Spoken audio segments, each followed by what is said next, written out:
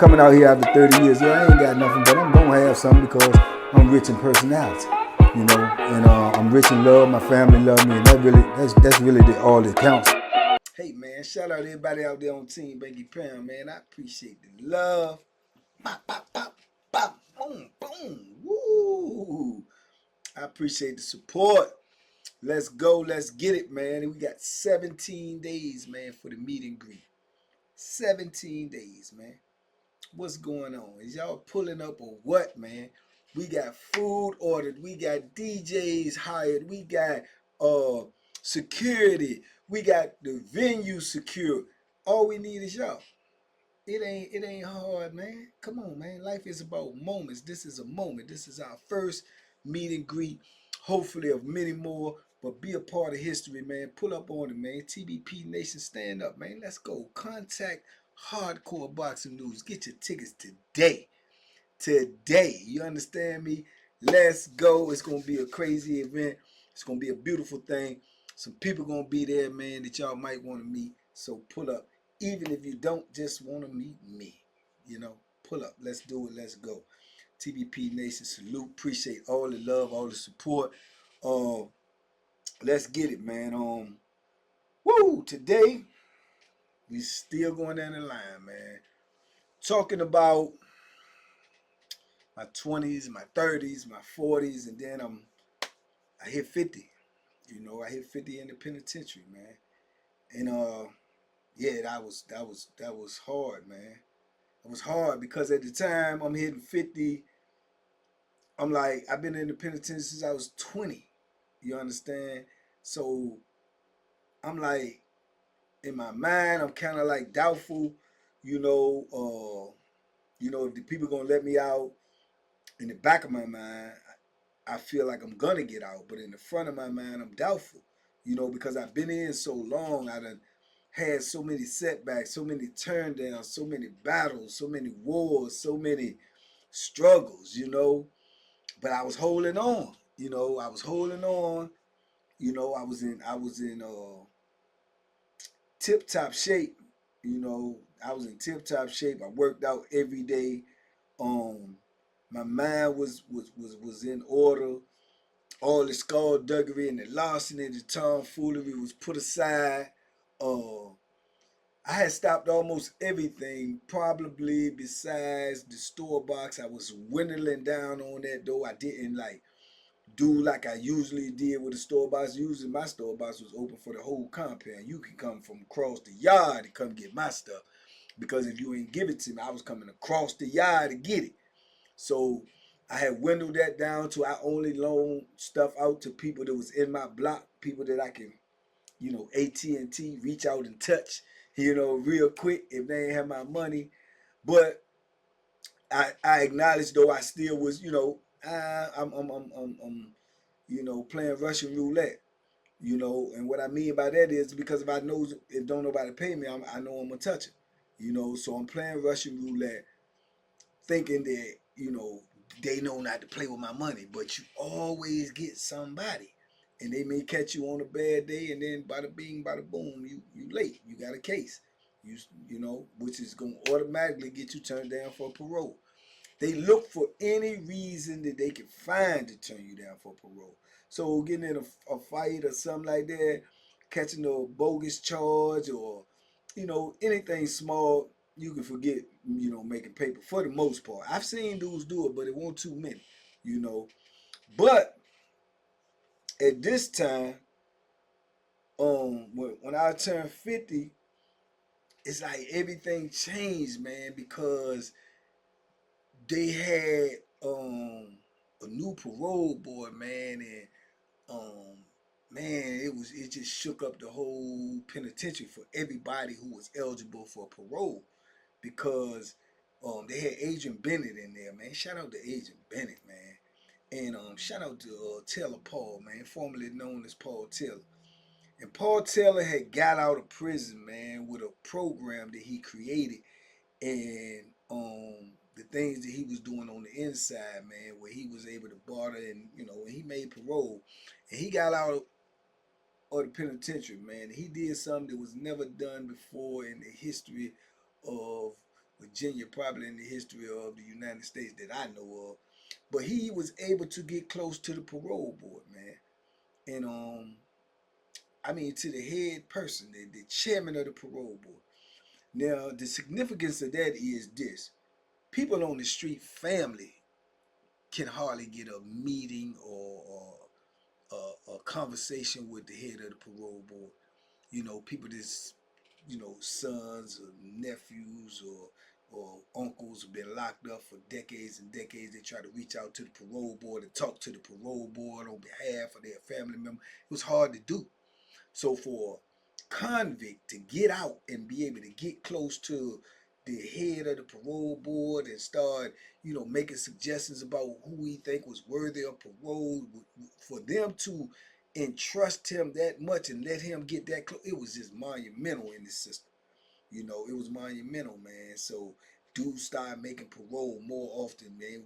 Virginia had the lowest parole rate in this country, 2%.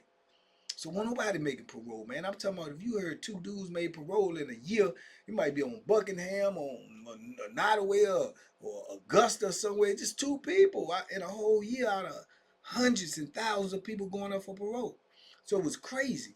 So you start hearing people making parole, man. Oh, 4 people on this compound, 6 people on this compound. Man, it just had everybody on alert, you know, that hey man, they giving out paper now, man. They, you know, times is changing. You know, it's a window open. We better get through it before it closed. So it was a rush like that. And here it is. I'm just turning 50, thinking in my mind that man, I don't know what these people gonna do to me. You know what I'm saying? I'm 50, dog. You know what I'm saying? I come in. I'm older than my mother was when I came in the penitentiary. You know what I'm saying? So I'm like, man, this is crazy. I got kids, I got grandkids, you know, I got to get out, you know. So it turning 50 combined with what was going on with the parole board got me motivated, man. It got me motivated, man. I started. I said I gotta take advantage of this situation. So I started studying, man. I started studying and I started saying, man, what can I do? Who, you know, so I started reaching out to my people, man, and shout out to my family, man, my baby sister and everybody. They start reaching out to little connections and people they know. So, you know, I ended up having delegates and congressmen and stuff, you know, looking at my situation and writing letters of support. Had a couple of COs that had seen me, you know, slow down and get in order, man, and start talking to the youngest in prison. They wrote letters of my support, and then I was like, man, I gotta create something. I thought about Taylor Paul in the program. I was like, man, I can create my own program, which I never did, never thought about doing, never know how to do, never even, I ain't even know where to start. So I just started going to the library, man, and I started researching this stuff. And then I started just thinking about what could I do or what could I create that would be impactful or be useful. And I just started thinking about when I first came to prison, like I said, back to my 20s and stuff, how I was green and ain't know nothing and ain't know what to do, and you got to learn everything on the fly. And then I'm coming in with the old heads that real solid, penitentiary, touch-offs, your Sam Pittses and your Bo Billies and your, Shorty Pimps and, all of these type dudes. So this is the era that I came in where it won't no playing, it won't no joking going on. Heads was getting put to bed, heads was getting cut off, and, you know, colostomy bags was getting put on jokers. Jokers was getting thrown over the till. This is what I come in at. And they telling me, man, this the penitentiary. You got to get it. Get it how you live or you won't live. So I picked the Bethlehem up and I, go through all of this 20s, 30s, and 40s with this type of mentality. So when I'm thinking about creating a program, I'm thinking about giving advice to the younger dudes that's coming into this life, man, that, you have to, you know, take this stuff serious, man, and you have to be aware and you got to know the rules because you in a deadly, deadly environment, and the rules are different than the rules that you just came from on the outside. So with my thinking process like that, I said, man, And I thought about it. I thought I went through weeks and weeks of what I'm going to name the program, but I had this structure about what I wanted to do. And that was like talking to the youngest when they came in, giving them good advice instead of giving them that advice that I got. That, it served me well because it kept me alive, but I don't, looking back in retrospect, I don't think it was the best advice. You know what I'm saying? They was telling me when I came, hey man, hey, here, we live by the night, man. I mean, somebody disrespect you, man, get it. And I listened to that. I'm in the penitentiary 30 years. You know what I'm saying? So I was like, man, so I started, all the youngest that was around me. There's not one youngin that tell you he was around me, man, that I gave him some bad advice. Now, I ain't telling that youngin to be no sucker and let nobody do anything to them or disrespect them or curse them, but I told them don't just jump out there. Because every time that I jumped out there with that Bethlehem, man, dudes weren't ready for it. And they talked like they was ready for it. They came at me like this is what they want. But when I gave it to them, it wasn't what they want. And, and some of them end up, taking charges out on me. So I was just letting them know it's a fine line. It's a thin line that you got to walk, man, between knowing who's serious and who ain't. Because you're going to be deadly serious and you jump out there and you're going to pay consequences. Some of them dudes, they don't, they talk like they want the Bethlehem, but all they deserve is a good whooping. And if you can give them a good whooping and get away like that, then it's cool. But if you use that Bethlehem, man, you ain't doing nothing but setting yourself back in the penitentiary further and further and further. But it's a fine line because it may be time to use it and you don't use it and get used on you. So so my thing was to give him that good advice, man, to point these things out to him. Don't just listen to the crowd and the noise and jump out there because it's your life. You're going to have to pay for it.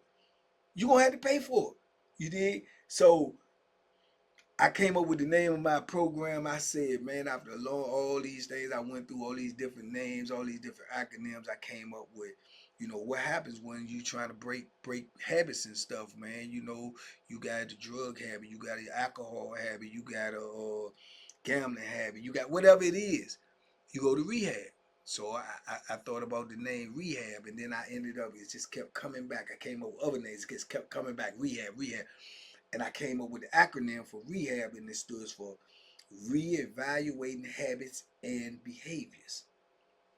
Reevaluating habits and behaviors. And that's what we got to do. We got to rethink our habits that gets us in trouble and our behavior. You understand? So that became the name of my program. Rehab, man, Banky Pound Rehab, reevaluating habits and behavior, but it won't Banky Pound, it was just, Banky, reevaluating habits and behavior. And so I started putting the program together. I came up with a concept. I put the program together, man.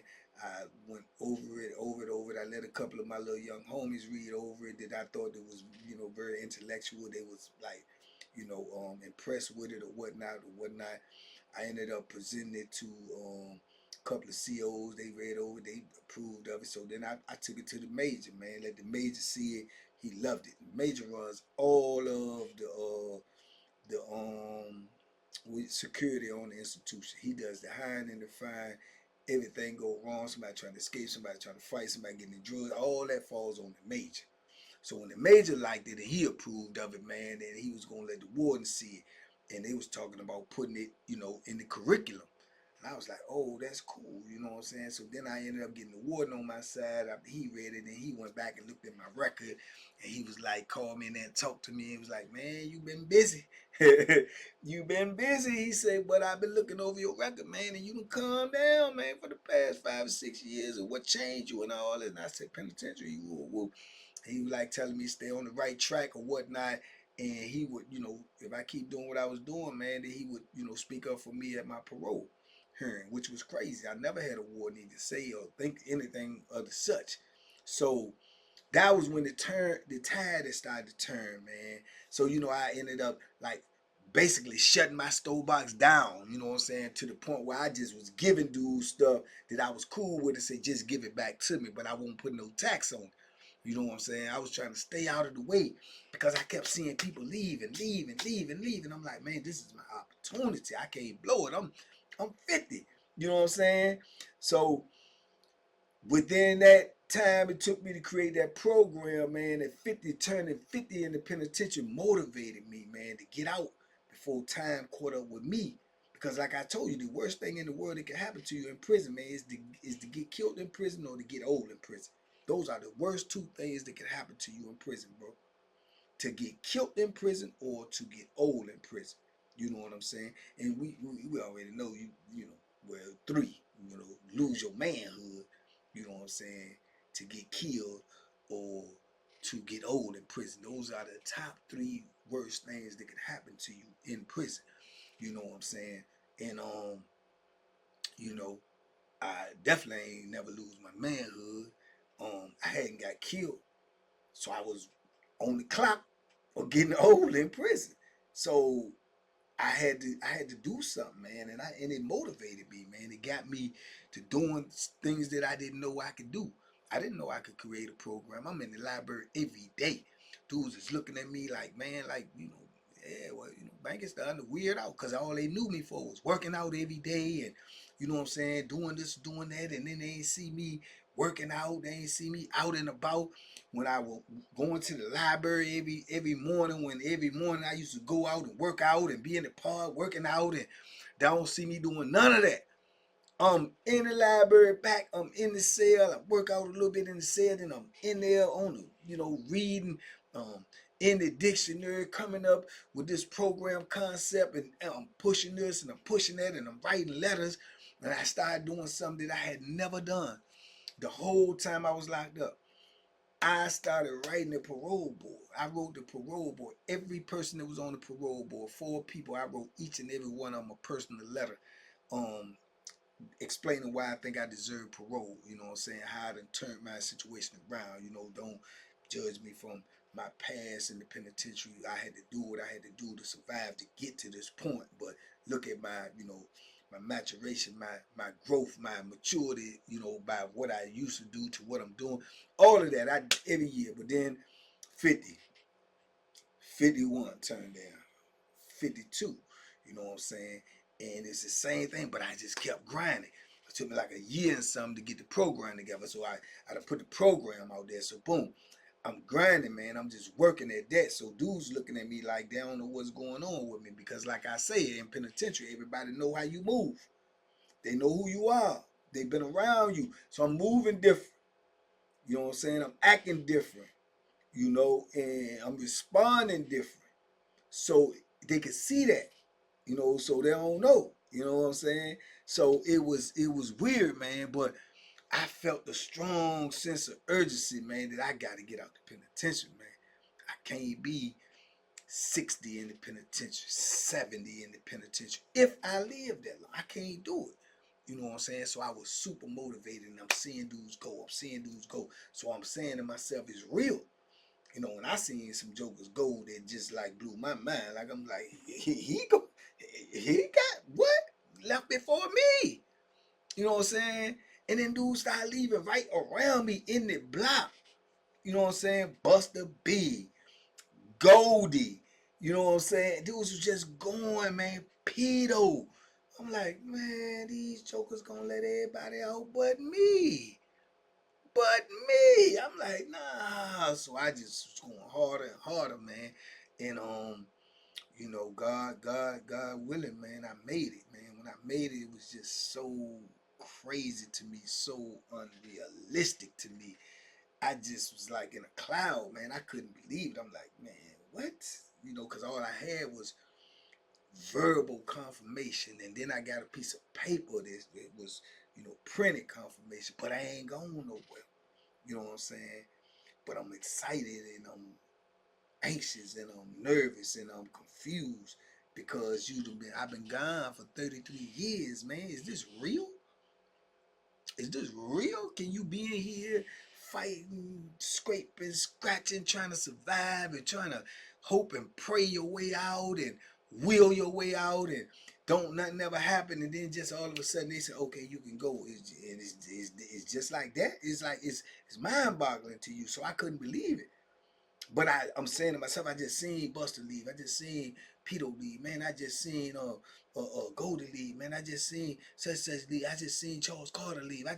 So I'm like, you know, it was crazy to me, man. It was I was in a daze, man. I was confused. I was walking around, man, like like this ain't real. You know what I'm saying? My celly, you know what I'm saying, was like, man, Coffee Keith. He was like, man, you going home, man? You going home? Like, yeah, man, yeah. He said, you ain't scared? You ain't scared? No.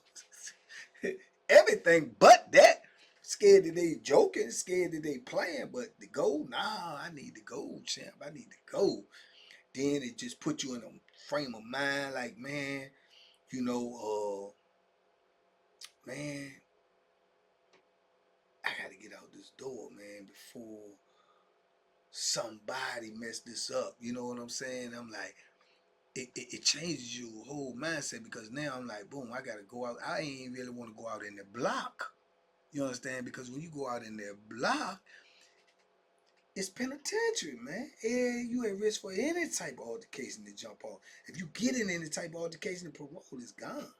So I'm like, it made me nervous, purpose, man, because now I can't even be me. I can't even be who they know.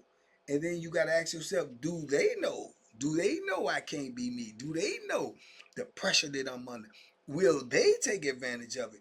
Will somebody who already had animosity to me that was scared to approach me now because of the odds, because of the playing field? So all of that going through your mind, man, but the clock is ticking. I'm in my 50s now. I'm 53.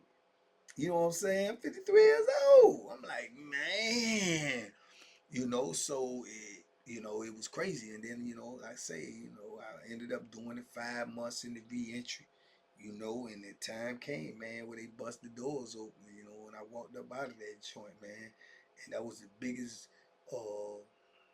blessing that I have received thus far, man, was to walk out of that penitentiary, man, after 33 years of scraping and scratching in there, man, and stumbling, bumbling, and rumbling. You did? Trying to stay alive, man. So it ain't never, ever, ever over until it's over, dog. It ain't never over as long as you breathing, man. As long as you breathing, man. Ups, the downs, the crookeds, the straights. You breathing, you still got a shot to be who you want to be, to do what you want to do, to go where you want to go. You know what I'm saying? Because I ain't see none of this. None of this was an impossibility. You understand me? So impossible literally means I'm possible. That's how you spell impossible. I'm possible. You dig? So impossible, man, is a word. It's only a temporary word. People don't understand. Impossible is temporary, dog. What's impossible today is possible tomorrow. So impossible is temporary. You did. So, man, yeah, man, and here it is now. I'm out here 4 years and some change, man. 4 years and some change. Sitting here talking to y'all, explaining, my ups, my downs, my heartaches, in hopes that somebody else don't have to go through it. Cause it was hard to get through it. I ain't gonna hold you. I'm not gonna hold you. But I did, you know what I'm saying? And it don't make me special. It just make me blessed. You did? It just make me blessed. Cause there's some jokers in there that didn't make it. Did I know that, this way more crazy than me, so it's not that. It's just, you know, if God got something for you, can't nobody take it from you, man. And he had that for me. He had me not, you know, letting that be my destiny. He already had that. All I had to do was receive it and accept it. You know what I'm saying? That's all I had to do. Had I known that and had that full knowledge the whole time, man, I may not have even had, no gray hair or nothing. I may not have had no worries because I already knew that I was already protected. But man, yeah, man, it was hard turning 50 in the penitentiary, man. Just as it was turning, 30, 40. It was hard turning 50 in the penitentiary, bro, because you don't want to get old in the penitentiary because all of your deeds will come back to get you, with no mercy. of your age, of your condition, of your whatever, you know. So man, yeah, but that was my 50s, man, turning 50 in the penitentiary, and you know, it was God's will that I didn't, you know, had to stay there too much longer after 50, you know. But yeah. But anyway, man, you know, I know this might have been a little boring for y'all, but it is what it is, man. Y'all let me know what y'all think in the comments. Talk to me, I talk back. Man, TVP Nation, I love y'all. I appreciate y'all.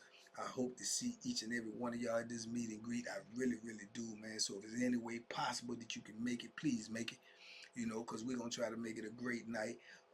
We done been working behind the scenes to make it a spectacular event, man. So y'all come out and show your love. If you can't make it, man, you know, send donations to help make it even better than what we trying to make it. It all helps, trust me. And as well, you know, get in the raffle, man. Be a part of it in some type of way, man. You might win your 75-inch TV, you know. And I look to see all of y'all there, man. We got 17 days, man. We on the clock. Let's go. Let's get it. TBP Nation, stand up. Be sure to go follow me on Facebook as well, man, because we can really start dropping videos over there as well. We're going to try to do a lot more things in 2025. Let's go. Let's get it. I appreciate the love. Let's keep it going, man. Bam! Y'all know the routine, man, by now. You've been rocking with me by now. You know the duck dumb hooks, because you don't know when they might come. Bam!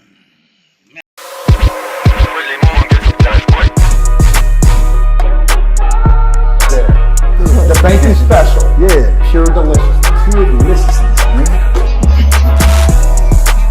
My name is Banky, man. Everybody calls me Banky. That's the name that I got from my grandmother when I was young. I'm coming out here after 30 years. Yeah, I ain't got nothing, but I'm gonna have something because I'm rich in personality, you know, and I'm rich in love. My family love me, and that's really all that counts.